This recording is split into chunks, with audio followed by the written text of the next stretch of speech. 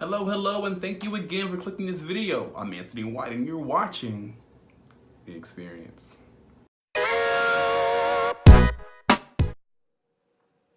I need you, specialist. I need you, Miller. See, man, you're loved.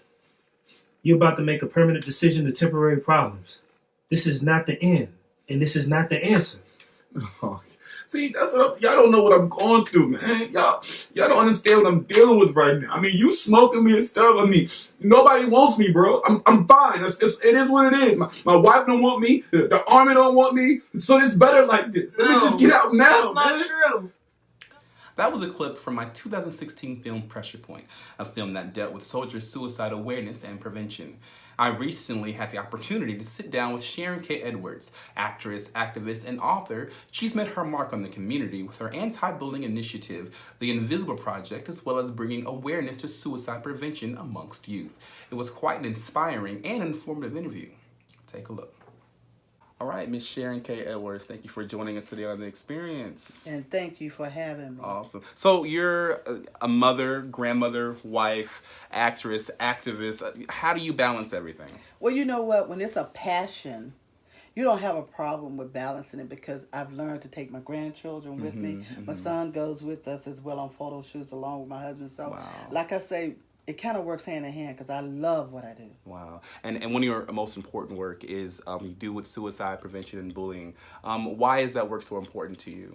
Well, first of all, I'm a QPR, which I mentioned, and what that is question, persuade, and refer. Okay. Counselor from QPR, question, persuade, refer. Yes. Okay. So that means that I'm able to talk with the children or a person. It doesn't have to be a child. Okay. But then maybe to persuade them to get help and then to refer them to the proper help. Wow. And so I was certified through the Tennessee Suicide Network. Wow. And the reason I wanted to do that because as a child, I was bullied. Now, I never got to the point of suicide. But in 2012, I heard of a young girl that committed suicide. And that's when I really gave my all in all and said, you know what, I need to let people know that this is actually happening to our youth as well as adults. Right. Wow. And so what exactly do you do in the community for the work? Well, actually what we do quite a bit of things. We go into the schools. Okay.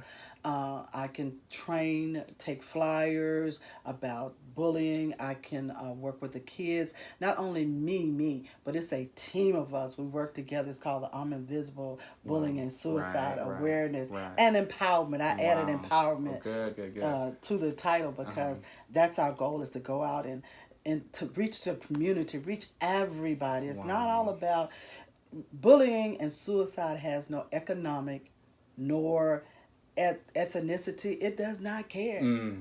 The richest from the poorest. Right. You know. So. And what is there a story that you know of of those who have been affected by the Invisible Project? Yes. Well, first of all, we had a young lady that committed suicide, and we produced a film with the permission of the parent to bring awareness. It's called Invisible, and it's on YouTube. Okay. Parnell and Norez, which is the one that helps us with the song I'm Invisible. Yes.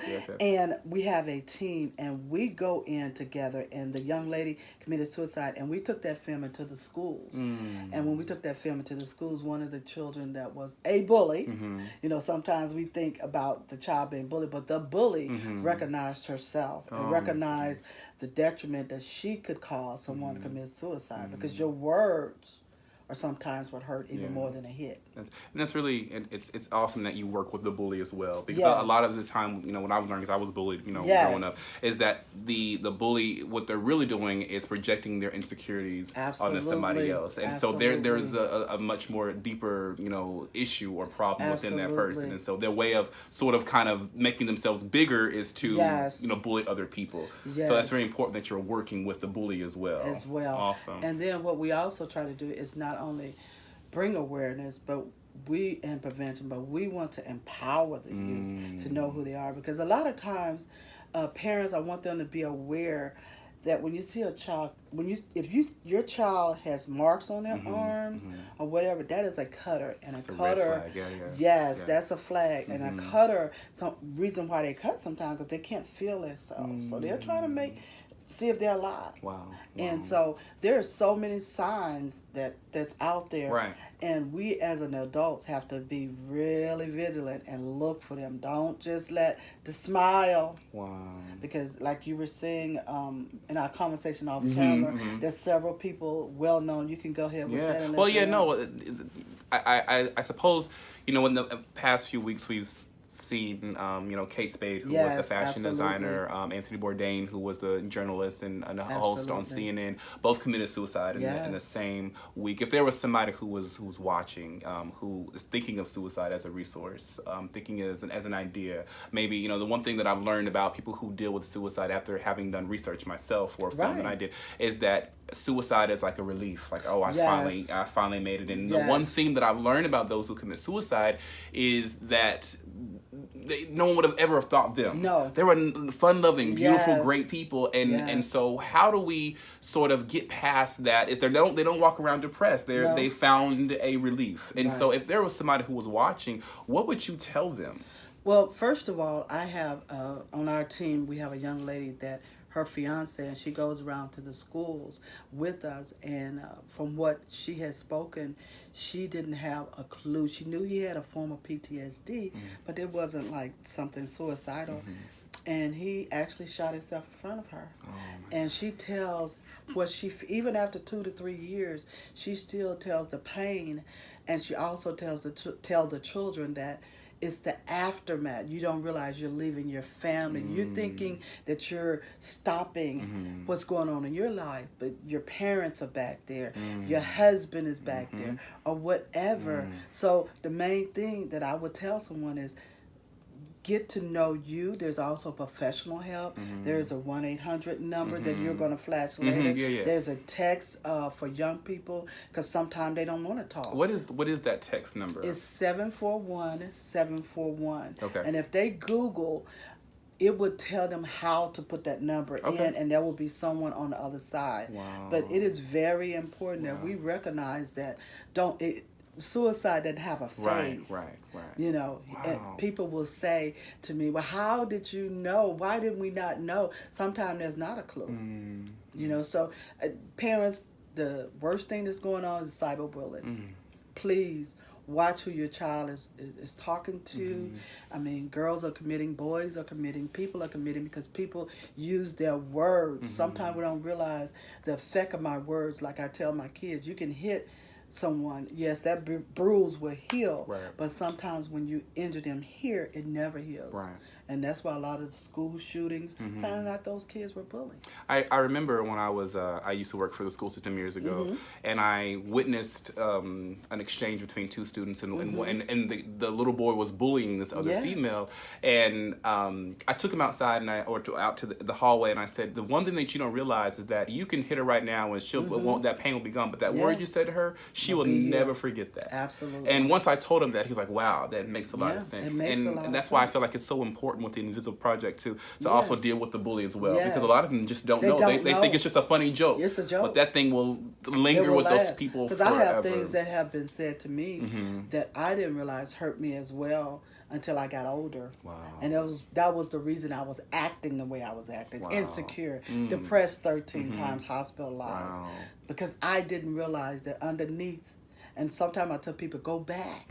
People say, oh, I don't want to go back to remember. But if you don't go back and figure out why, you can't help yourself today because you got to let it go. Wow. Man, that is so awesome. So what's next for the Invisible Project? I'm so excited. There's so many great things. Well, this weekend, as you know, I was telling you off camera that we had worked with the city of Clarksville, and we have did a Movies in the Park. First time they had a musical, Parnell and Norez and the kids, NG, Kaye, and all the Invisible kids were out there, and they were working hard. Yeah. And we did that, and we hope to continue doing that throughout the summer. Okay. But in October, which is anti-bullying month, we will be back at Kenwood Middle School doing our usual assembly and workshops.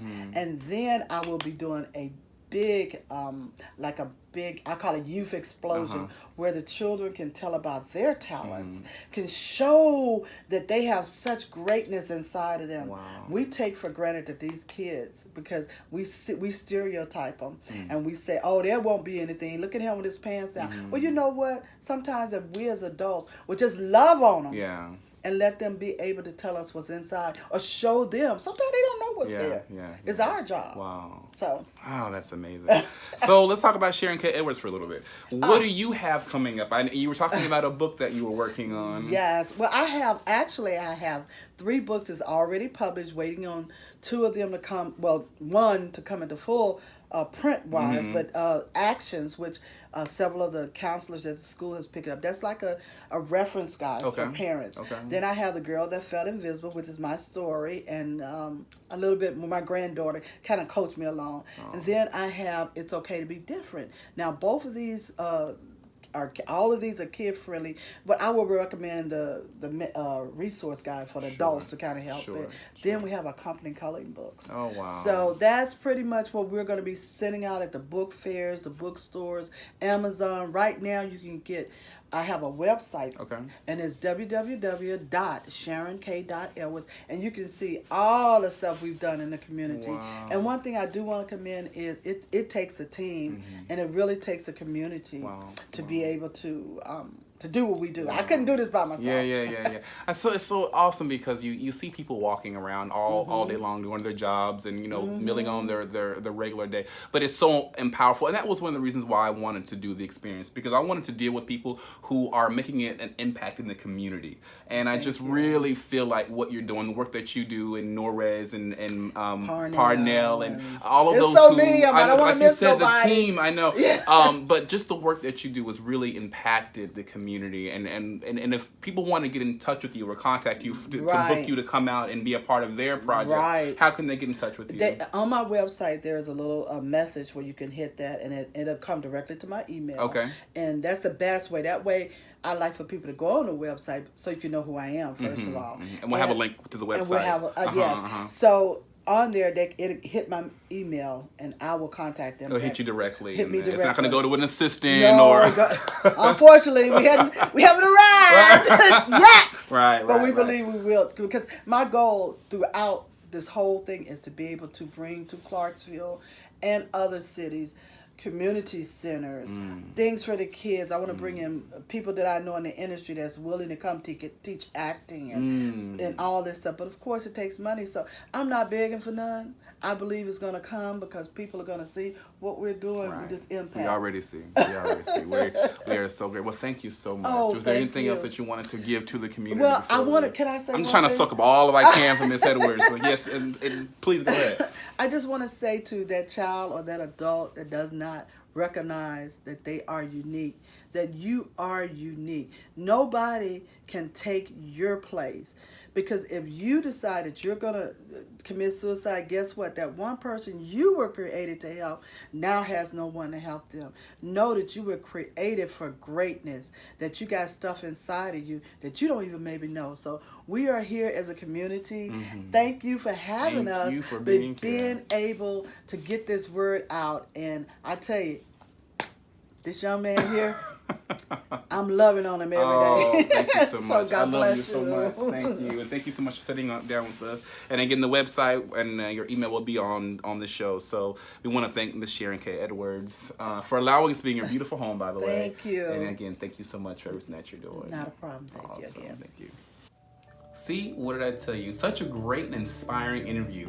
I want to thank you again, Miss Sharon Kaye Edwards, for sitting down with us and having a conversation. And I want to thank you all for watching this first season of The Experience. That has been such a joy of mine to sit down and to speak with people who love to do what they're doing. It's something that I've always wanted to do, and I'm glad that you're on the journey along with me. So thank you to Unetta Smith, Shamika Dean, Carissa White Swanson, Norres, Tamika Duncan, as well as Miss Sharon Kaye Edwards. Thank you all for taking the time out to talk with us. So please be looking out in the next coming weeks, September to be exact, when season 2 of The Experience returns. And the podcast for The Experience will be in September, and the new website. So big things happening over here at The Experience. So again, thank you all for taking the time out to click these videos. It means so much to me. So until next time, I'm Anthony White, and you've been watching The Experience. All right, see you next time.